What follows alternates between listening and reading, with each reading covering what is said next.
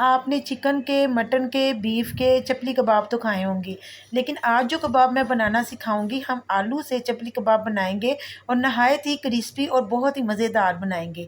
आपने वीडियो को तो स्किप बिल्कुल भी नहीं करना, वीडियो आपने फुल वॉच करनी है क्योंकि वीडियो जो है ये बहुत ही शानदार होने वाली है। तो अस्सलाम वालेकुम, मैं हूँ उज़मा और आप देख रहे हैं मेरा YouTube channel tasty recipe by Uzma. आज हम आलूओं से बनाएंगे बहुत ही क्रिस्पी और शानदार चपली कबाब। तो जल्दी से वीडियो को स्टार्ट कर लेते हैं। सबसे पहले हमने आलूओं को छील लिया था। आलू इधर मैंने 4 से 5 अदद लिए थे और उनको मैंने अच्छे तरीके से धो लिया। अब आलूओं को आपने अच्छे तरीके से क्रश कर लेना है। ये देखें आपके सामने ही। अब हम इसको अच्छे तरीके से धो लेंगे एक दफ़ा फिर से। तो पानी हम इसमें डाल देंगे और इसको 3 से 4 दफ़ा हम इसको धो लेंगे।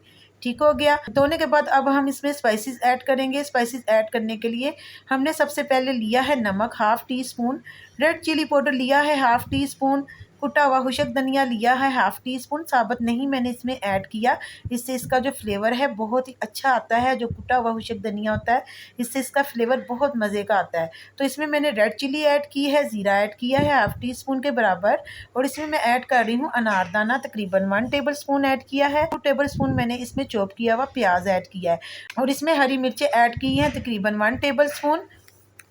तो सब्ज़ धनिया इसमें ऐड कर रही हूँ हाफ़ प्याली, उसको भी मैंने अच्छे तरीके से धो लिया था धनिए को, और इसमें मैंने ऐड किया है तकरीबन 3 टेबल स्पून। इसमें मैंने ऐड किया है मैदे का, और अब मैं इसमें ऐड कर रही हूँ हाफ़ प्याली ब्रेड क्रम्स। इससे क्या होगा, जो हमारे कबाब हैं ये शानदार और क्रिस्पी तैयार होंगे और टूटेंगे बिल्कुल भी नहीं।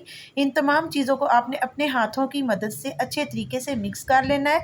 अब हम इसका चपली कबाब बनाना स्टार्ट कर देंगे। बारीक सा बनाएंगे बिल्कुल, ताकि ये जो हमारा कबाब है ये अच्छे तरीके से पक जाए। और इसको मोटा हम इसलिए नहीं बनाएंगे, अगर हमने इसको मोटा बना दिया तो फिर ये अंदर से कच्चे रह जाएंगे। तो मैंने इसके ऊपर लगाया है खूबसूरत सा टमाटर का स्लाइस काट कर। इसको इसलिए लगाया है कि ये देखने में भी खूबसूरत लगते हैं इस तरीके से, और खाने में भी बहुत ही शानदार लगते हैं, बहुत ही मज़े के लगते हैं और बहुत ही क्रिस्पी ये तैयार होते हैं।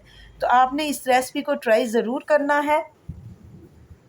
अब आपने क्या करना है, एक स्पून की मदद से इसके ऊपर भी ऑयल डाल देना है, ताकि ये ऊपर से भी अच्छे तरीके से पकना स्टार्ट हो जाए और जो टमाटर हमने इस पे लगाए थे वो अच्छे तरीके से इसके ऊपर पक जाएं और चिपके रहें।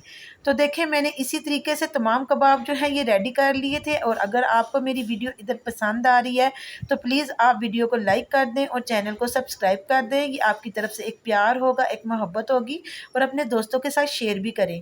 आजकल बारिश का मौसम है तो बारिश में ऐसे कबाब बहुत ही मज़े के लगते हैं, क्योंकि रमज़ान का महीना तो जा चुका है, लेकिन ये क्रिस्पी से कबाब जब बारिश का मौसम होता है तो हमें बहुत ही पसंद आते हैं।